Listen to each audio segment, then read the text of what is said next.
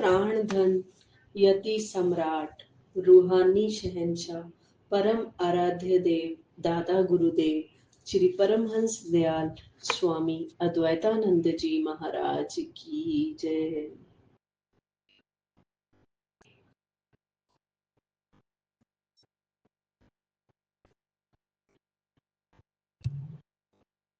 रूहानी शहंशाह, अनंत श्री विभूषित, ब्रह्मनिष्ठ, ब्रह्म श्रोत्रिय, श्री 1008 श्री सद्गुरुदेव स्वामी स्वरूपानंद जी महाराज की जय।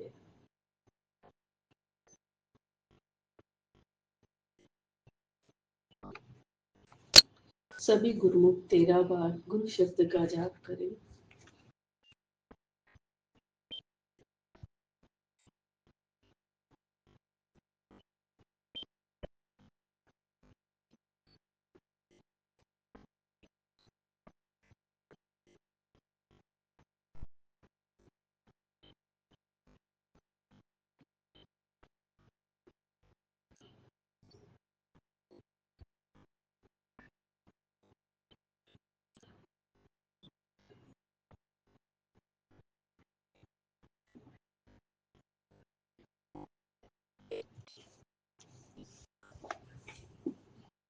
श्री स्वामी निजात्मानंद जी की शरणागति। श्री सद्गुरुदेव जी के अनन्य प्रेमी, उनकी अभिन्न आत्मा स्वामी निजात्मानंद जी किस प्रकार श्री सद्गुरुदेव जी की शरण में आए, इसका वर्णन प्रेमियों के लिए अत्यंत लाभप्रद होगा। श्री स्वामी जी महाराज का पहला नाम भक्त हेमराज जी था। आप लक्की मरवत के एक धनी साहूकार थे। इन्हें परमार्थिक कार्यों का बहुत चाव था, इसलिए इन्होंने लक्की मरवत में अनेक धर्मशालाएं बनवाई। हर साल आप रामलीला में भी बढ़ चढ़कर भाग लिया करते थे। आपके कुलगुरु श्री लालाजी दास डेरा गाजी खां वाले थे। परमार्थिक रुचि होने के कारण आप एक ग्रंथ लघु पचीसी का नित्य पाठ किया करते थे, जिसमें श्री लालाजी दास की स्तुति थी। आप नाभाकृत भक्तमाल और श्री गुरु ग्रंथ साहिब जी को भी बड़े प्रेम से पढ़ते थे। परमार्थ में इनकी रुचि को देखकर किसी सत्संगी सज्जन ने इनसे कहा कि आप किसी पूर्ण गुरु की खोज करो। पूर्ण सतगुरु की प्राप्ति के लिए आप हरिद्वार पहुंचे। वहां जाकर आपने कई साधुओं से प्रार्थना की कि मुझे ज्ञान उपदेश दीजिए ताकि अपने स्वरूप का साक्षात्कार कर सकूं। कई महात्माओं ने कहा, आप स्नान करके गंगा जी के तट पर बैठकर राम नाम जपा करें और अपने स्वरूप का ध्यान करें। आपने ठीक वैसा ही किया। आप स्नान करके बैठे और फिर थोड़ी देर बाद आंखें खोलकर देखा तो हाथ पैर और शरीर वैसे ही था। हमारा स्वरूप क्या है, इस प्रश्न ने इनको अशांत सा कर दिया। आप कई मठों और आश्रमों में गए और वहां साधु सेवा भी की, परंतु ध्येय प्राप्ति नहीं हो पाई। लगभग 6 महीने तीर्थ यात्रा करके आप लक्की मरवत लौट आए।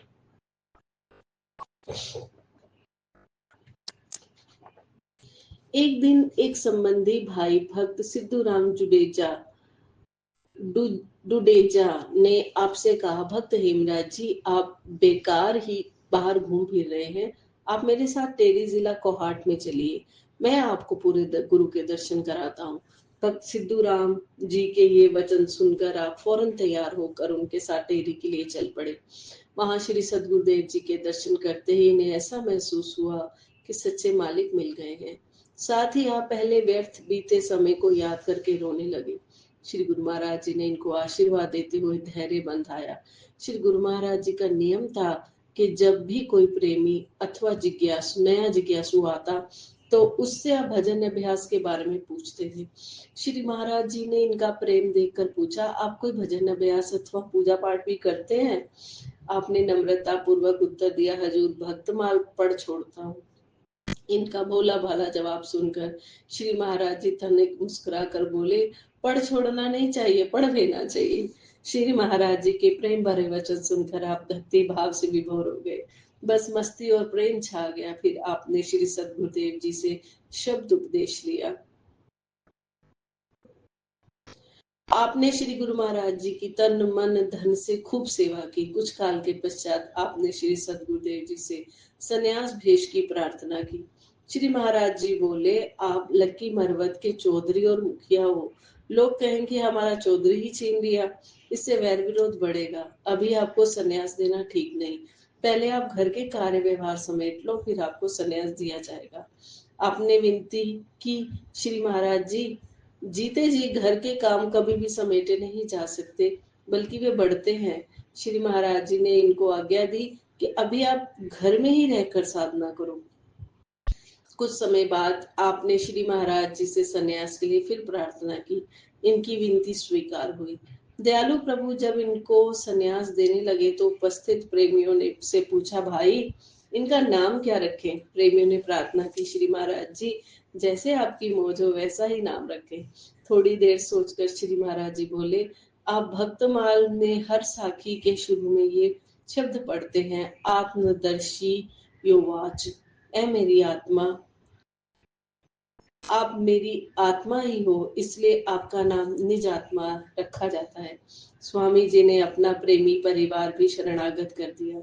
आपके दो सुपुत्र भी कुछ साल बाद सन्यासी हो गए और स्वामी गुरु प्रेमानंद जी तथा स्वामी ध्यान अखंडानंद जी के नाम के शुभ नाम से दरबार में प्रसिद्ध हो गए।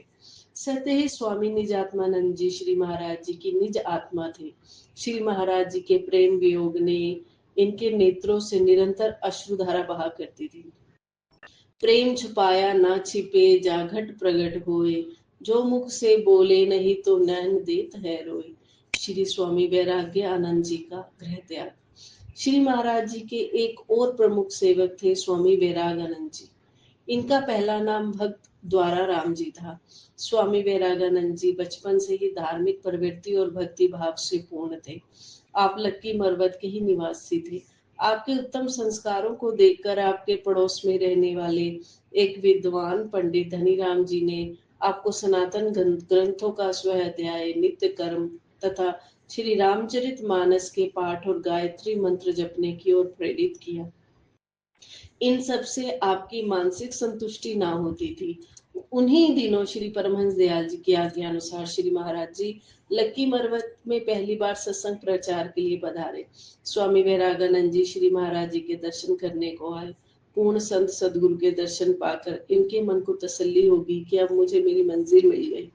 आपने श्री महाराज जी से नामदान लेकर अपनी आत्म पिपासा को तृप्त किया। कुछ काल बाद आप श्री महाराज जी की शरणागत हुए और संन्यास धारण करके स्वामी वैरागानंद जी के शुभ नाम से प्रसिद्ध हुए। स्वामी बेअंतानंद जी का वैराग्य। श्री महाराज जी की तन मन धन से सेवा करने वाले श्री स्वामी बेअंतानंद जी महाराज का पहला नाम भक्त मूलचंद जी था। आप लक्की मरवत जिला बन्नू में के रहने वाले थे।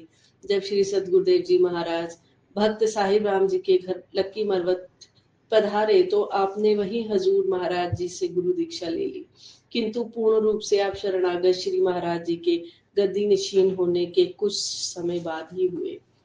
स्वामी अभेदानंद जी स्वामी अजुनियानंद जी का संन्यास। श्री महाराज जी के अनन्य प्रेमी स्वामी अभेदानंद जी के शुभ नाम से गुरु दरबार के सभी प्रेमी भली भांति परिचित है। आपने श्री महाराज जी से गुरु दीक्षा तो सन 1917 में ही ले ली थी। इसके बाद गुरु आज्ञा से आप घर में ही रहकर भजन अभ्यास करने लगे। सन 1920 की सर्दियों में आप भक्त मूलचंद जी स्वामी बेअंतानंद जी के और भक्त भोजाराम जी के साथ श्री चरणों में टेरी हाजिर हुए। कुछ दिनों बाद आपने श्री महाराज जी से प्रार्थना की कि कृपा करके मुझे अपनी शरण में ले लो। कई बार विनती करने पर श्री महाराज जी ने इनकी अर्ज मंजूर कर ली और इन्हें अपनी बड़ी बहन आसीबाई जी समेत दरबार में रख लिया। उसी समय से आप श्री महाराज जी के चरणों में की सेवा में निरंतर निमग्न रहे। स्वामी अजुनियानंद जी भी अपने माता पिता और भाइयों सहित श्री महाराज जी की चरण शरण में आए। भक्त मेहरचंद जी स्वामी परम आत्मानंद जी लाची जिला कोहाट में बड़े भारी सेठ थे। इन्होंने भी श्री चरणों में सर्वस्व निछावर करके परिवार सहित श्री सदगुरुदेव जी की शरण ले ली थी। इनके सुपुत्र स्वामी शब्दानंद जी ने भी संन्यास भेष श्री महाराज जी से ले लिया। स्वामी सुख धर्मानंद जी, जिनका पहला नाम दौलत राम जी था, दर्रा पेजू तहसील लक्की मरवत के रहने वाले थे। सन 1919 में श्री महाराज जी भक्त खानचंद जी के साथ कुलाची जा रहे थे। रास्ते में आप दर्रा पेजू में ठहरे। वहीं स्वामी सुख धर्मानंद जी को श्री महाराज जी के शुभ दर्शन प्राप्त हुए। सन 1922 में श्री महाराज जी लक्की मरवत के कृष्ण द्वारा में विराजमान थे। उस समय भक्त आसानंद जी, स्वामी सत विचारानंद जी श्री चरणों में उपस्थित थे। स्वामी सुख धर्मानंद जी श्री महाराज जी के दर्शन करने के लिए आए तो श्री सदगुरुदेव जी ने यह वचन फरमाए, यह मेरी अपनी रूह है। इनकी अभी बालावस्था थी। ये श्री महाराज जी के अगाध वचनों को ना समझ सके। ये सोचने लगे कि मेरा तो श्री महाराज जी से कोई शारीरिक नाता नहीं है, फिर उन्होंने मुझे अपनी रूह क्यों कहा। कुछ समय बाद इन्हें इस शाश्वत सत्य का ज्ञान हुआ कि गुरु और शिष्य का संबंध रूह, आत्मा और शरीर जैसा है। श्री महाराज जी ने इनको 6 गज मलमल और पंजीरी का प्रसाद देकर विदा किया। इनको संन्यास भी सन 1928 में मिला। इस प्रकार सीमा प्रांत के हजारों प्रेमी श्री सदगुरुदेव जी की पवित्र चरण शरण में आए। बोलो श्री सदगुरुदेव महाराज की जय। फ्रंटियर पर कृपा। पंजाब, सिंध, यूपी, सीपी, घर घर में था प्रचार यही है, निराकार साकार यही, भक्तों के प्राणाधार यही। श्रद्धा विश्वास से जिस जिसने दर्शन पाया मेरे प्रभु का, घर घाट त्याग वो साधु बना और कहलाया मेरे प्रभु का। रवि शशि और तारा मंडल भी सब शक्ति देख ल जाते थे और देवलोक में से आकर किसी रूप में दर्शन पाते थे। वो ही भवसागर पार हुआ जो श्रद्धा लेकर आया है, अपने को अपने में जाना जिसने भी आपको पाया है। भक्ति के महान ग्रंथ श्री रामचरित मानस के उत्तरकांड में गोस्वामी तुलसीदास जी मानस रोगों का वर्णन इस प्रकार करते हैं। एह विधि सकल जीव जग रोगी, शोक हर्ष भय प्रीति वियोगी, मानुष रोग कछुक में गायो, हहीं सबके लिख ले न पाए। जाने ते छीजें कछु पापी, नास न पावे जन परतापी, विषय कुपथ्य पाई अंकुरे, मनहु हृदय का नर बापूरे। राम कृपा ना सिंह सब रोगा, जो एहि भांति बने संयोगा। सतगुरु वैद बचन विश्वासा, संजम यह नय विषम के आशा। रघुपति भक्ति संजीवन मूरी, अनुपान श्रद्धा मति पूरी। एहि विधि भेले सो रोग नसाई, नाहि त जतन कोटि नहीं जाए। जान्यो तब मन बिरज गोसाई, जब उर बल विराग अधिकाई। सुमति छुथा बढ़ई नित नई, विषय आस दुर्बलता गई। इस प्रकार जगत के समस्त जीव रोगी हैं, जो शोक हर्ष भय प्रीति और वियोग के दुख से और भी दुखी हो रहे हैं। मैंने यह थोड़े से मानस रोग कहे हैं, यह है तो सख्ती, परंतु इन्हें कोई विरला ही जान पाता है। प्राणियों को जलाने वाले यह पापी रोग जान लिए जाने से कुछ क्षण अवश्य हो जाते हैं, परंतु नाश को प्राप्त नहीं होता। विषय रूप कुपथ्य पाकर यह मुनियों के हृदय में भी अंकुरित हो उठते हैं। तब बेचारे साधारण मनुष्य तो क्या वस्तु। यदि श्री राम जी की कृपा से इस प्रकार का संयोग बन जाए तो सब रोग नष्ट हो जाएं। सदगुरु रूपी वैद्य के वचनों में विश्वास हो, विषयों की आशा ना करे, यही संयम परहेज है। श्री रघुनाथ जी की भक्ति संजीवनी जड़ी है, श्रद्धा से प्रेम बुद्धि ही अनुपान है। इस प्रकार का संयोग हो तो वे रोग भले ही नष्ट हो जाए, नहीं तो करोड़ों प्रयत्नों से भी नहीं जाते। मन को निरोग हुआ तब जानना चाहिए, जब हृदय में वैराग्य का बाल बढ़ जाए और उत्तम बुद्धि रूपी भूख नित्य नहीं बढ़ती रहे और विषयों की आशा रूपी दुर्बलता मिट जाए। बोलो श्री सद्गुरुदेव महाराज की जय।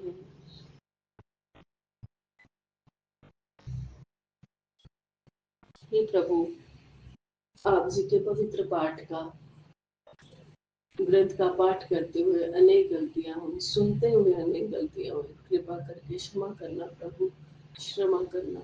मैं अपराधी जीव हूँ, नक्शिक भरा विकार, अपनी दया से सतगुरु कीजिए भव से पार। अपनी दया से सतगुरु कीजिए भव से पार। हरिहर।